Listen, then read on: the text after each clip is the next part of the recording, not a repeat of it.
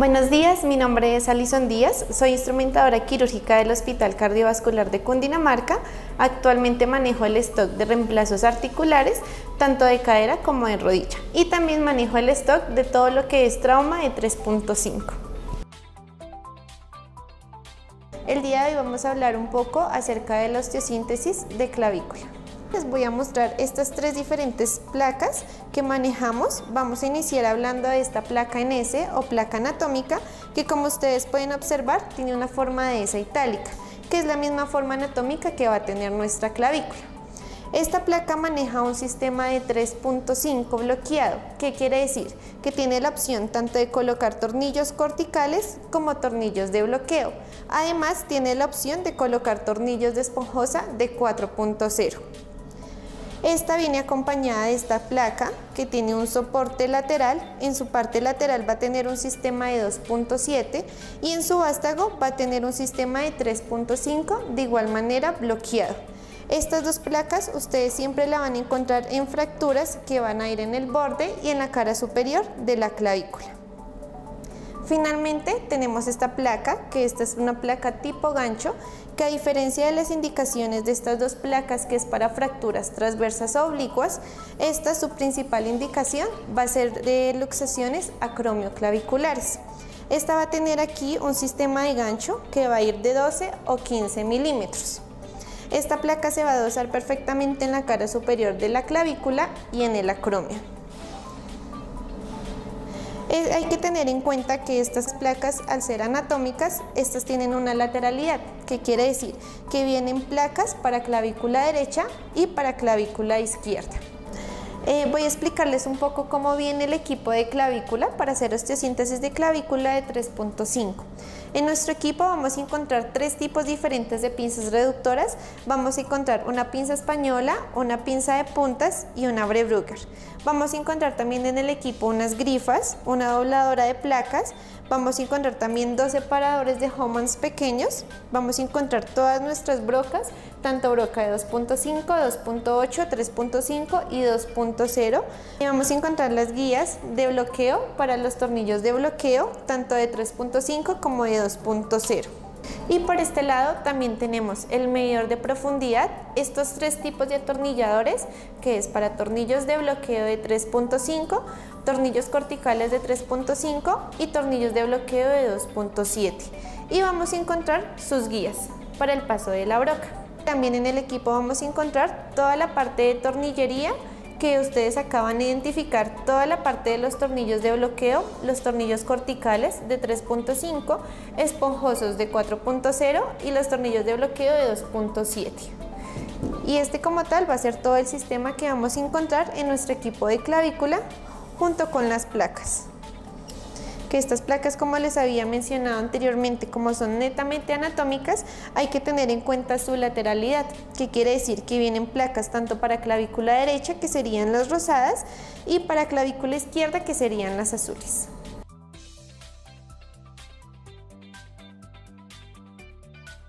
Vamos a explicar de cómo colocar un tornillo de bloqueo del sistema de 3.5 de pequeños fragmentos. Para colocar un tornillo de bloqueo debemos necesitar una guía de rosca de 2.8. ¿Cuál es la función de esta guía de rosca? Es que nuestra broca entre en una sola dirección y perpendicular. La broca que vamos a utilizar va a ser una broca de 2.8 o de 2.7.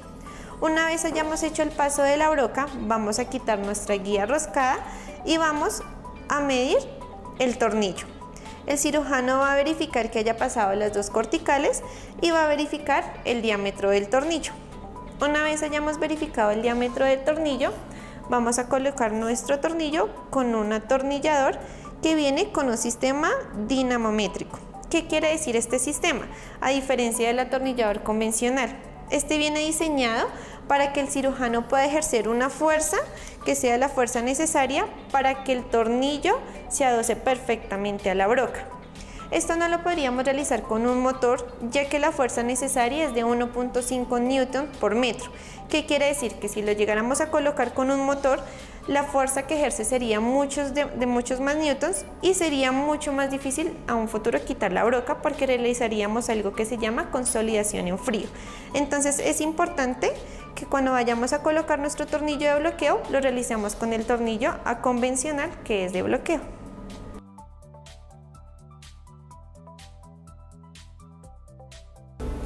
Retomando el tema anterior, hablaremos de cómo se va a realizar una compresión intrafragmentaria. Recordemos que la compresión intrafragmentaria lo que nos va a dar es una reducción absoluta y directa. ¿Qué quiere decir? Que al momento que vamos a hacer la reducción, que debe quedar anatómicamente. Es súper importante tener claro que cuando vamos a hacer una compresión intrafragmentaria, esta únicamente se debe hacer con tornillos corticales, dependiendo del sistema que tengamos, ya sea de 3.5, 4.5 o de 2.7. Pero siempre deben ser tornillos corticales. En este momento nuestro stock maneja un stock de 3.5, entonces vamos a hacer una compresión intrafragmentaria de un sistema de 3.5.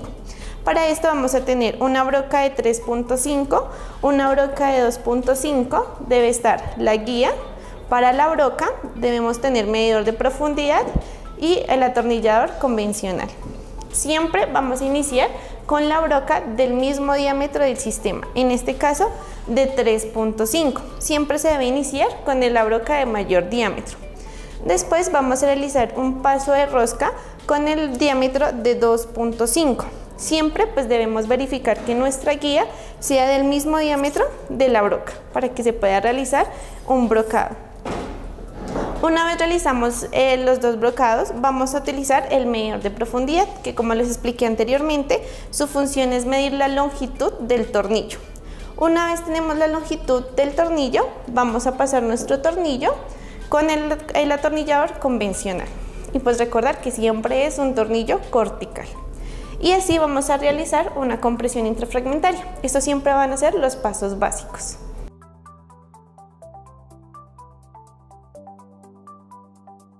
Listo, vamos a continuar hablando de nuestro stock de placas. Vamos a encontrar nuestra placa DSP. Nuestra placa DSP o compresión dinámica está indicada para fracturas en diferentes regiones anatómicas.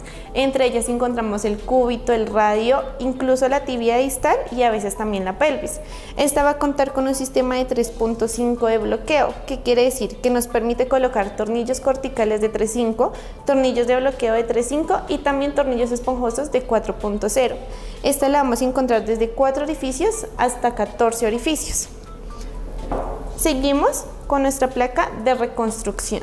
Esta placa de reconstrucción también está indicada para reducciones anatómicas temporales, también para pseudoartrosis de escápula, clavícula, radio, cúbito, tibia distal en pacientes adultos y para la reducción diaficiaria y metaficiaria de huesos largos en pacientes pediátricos.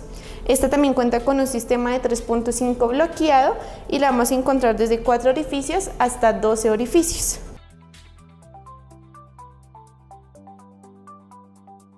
Vamos a hablar de toda nuestra parte de esto para húmero, para fracturas de húmero.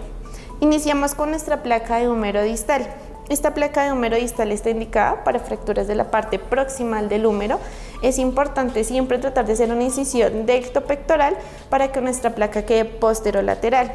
Esta placa, como ustedes pueden observar en la parte proximal, es netamente bloqueada. ¿Esto para qué? Para colocar tornillos bloqueados y que no nos vaya a generar una sobrecarga sobre el hueso. Cuenta también con un sistema de 3.5 bloqueado y esta la encontramos desde 3 orificios hasta 7 orificios. Seguimos con nuestras placas para húmero distal. Estas placas para húmero distal están indicadas para la parte distal del húmero. Como ustedes pueden observar, tiene ya 3 orificios. Esto nos va a permitir que haga una reducción distal y anatómica en el húmero. Estas placas son netamente anatómicas. ¿Qué quiere decir? Que vamos a encontrar placas tanto para el húmero distal derecho como para el húmero distal izquierdo. ¿Cómo las vamos a identificar? Pues se identifica con el color. Normalmente cuando hablamos de la parte izquierda va a ser de color azul y cuando hablamos de la parte derecha va a ser de color rosa. Esa es como la diferencia visual que uno puede ver en el instante. Y vamos a encontrar también placas para el olecranon, como su nombre lo dice, son para fracturas del olecranon y para la pseudoartrosis de cúbito. Estas placas también son netamente anatómicas, cuentan con su lateralidad, tanto izquierda como derecha, la vamos a encontrar de 3 orificios hasta 12 orificios también. Y súper importante, nuestras placas de olecranon va a tener la opción de colocar unos clavos de Kirchner, no sé si de pronto se alcanza a ver, tienen unos orificios para colocar clavitos de Kirchner. ¿Esto qué nos va a ayudar? Poder al momento de que hacemos la reducción de la fractura, fijar la placa y generar una mejor reducción de la placa.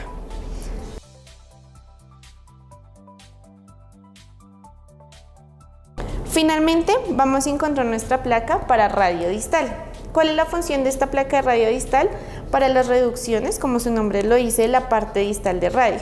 Esta placa, como ustedes pueden observar, va a tener una angulación de 45 grados.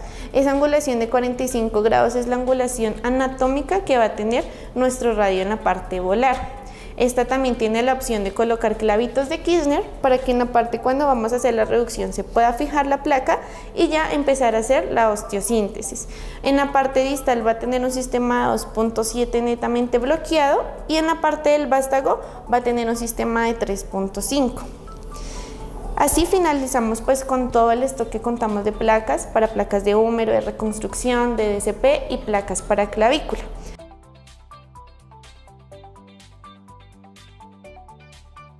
Ahora tenemos también pues un stock de tornillos canulados. Nuestros tornillos canulados contamos con un sistema de 3.5, de 4.5 y de 7.0. En este momento les voy a mostrar nuestro stock de 4.5. Como ustedes pueden observar, vienen con la rosca, media rosca, o también lo encontramos con rosca total. Los pasos básicos para cualquier tornillo canulado es exactamente lo mismo. ¿Qué es lo que va a variar? La broca. Entonces nosotros siempre vamos a encontrar unas guías. Vamos a encontrar guías roscadas o guías lisas. Preferiblemente siempre tratar de utilizar las guías roscadas para que en el momento que hacemos la reducción pasemos la guía y este nos quede mejor fijo al hueso. Es importante siempre verificar que todo nuestro sistema sea canulado porque al momento que vamos a colocar la guía vamos a pasar la broca. Y pues preferiblemente tiene que ser canulado para que pueda pasar a través de la guía. Nuestras brocas siempre se van a utilizar porque nuestros tornillos no son autoperforantes. Entonces siempre ese paso nunca se debe saltar y se debe pasar un brocado. Ya al momento cuando vamos a hacer el brocado, siempre pues debemos verificar qué sistema vamos a utilizar. En el caso del sistema de 3.5 siempre va a ser la broca de 2.3. En este momento un sistema de 4.5 va a ser una broca de 3.2 y para un sistema canulado de 7.0 va a ser una broca de 4.5. Ese paso pues como les dije anteriormente no puede faltar porque nuestros tornillos no son autoperforantes. Entonces retomando, pasamos la guía roscada, pasamos nuestra broca a través de la guía. Una vez ya hemos pasado la broca en la primera cortical, vamos a pasar nuestro medidor de profundidad. Este medidor va a cumplir la misma función de cualquier medidor de profundidad, que es hallar la longitud del tornillo. Entonces vamos a pasar nuestro medidor de profundidad.